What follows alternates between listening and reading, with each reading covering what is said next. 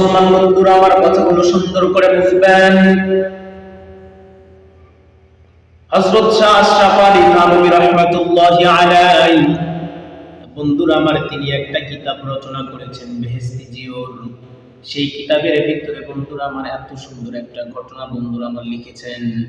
ঘটনার ভিতরে এসেছে এক বুজুর্গ জনৈক ব্যক্তি বন্ধুরা আমার পথ চলতেছিলেন। হঠাৎ করে বন্ধুরা আমার দেখা গেল পথ চলতে চলতে কোন দিক থেকে যেন এমন একটা আওয়াজ আসলো। আওয়াজের ভিতরে বলতেছে অমুক ব্যক্তির বাগানের ভিতরে পানি দাও। এই আওয়াজ পাওয়া মাত্র বন্ধুরা আমার বুজুর্গ এদিক সেদিক তাকালেন। এদিক সেদিক তাকায়া বন্ধুরা আমার আওয়াজটা উপলব্ধি করতেছিলেন। কোন দিক থেকে কোনো মানুষের আওয়াজ নাই, কোনো মানুষ নাই। এই কথা ভাবতেই তিনি ভাবলেন হয়তোবা এটা দুনিয়ার কোনো আওয়াজ হবে না, হয়তোবা আসমান থেকে আওয়াজ আসতেছে। এমন অবস্থার ভিতরে বন্ধুরা আমার বুজুর্গ ওই জায়গায় দাঁড়িয়ে রইল।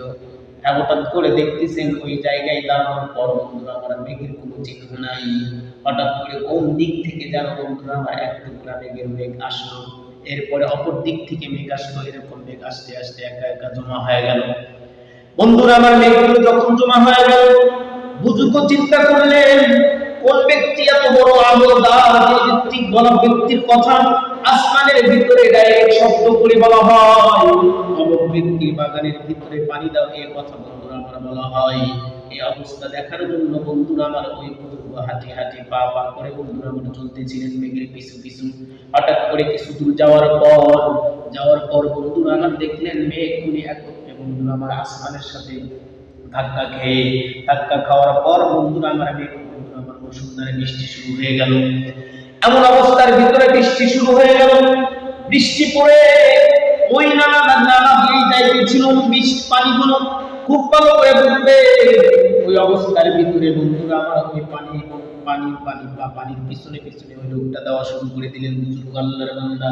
যাইতে যাইতে দেখা গেল এক ব্যক্তি বন্ধুরা আমার অমুক জায়গার ভিতরে দাঁড়িয়েছে।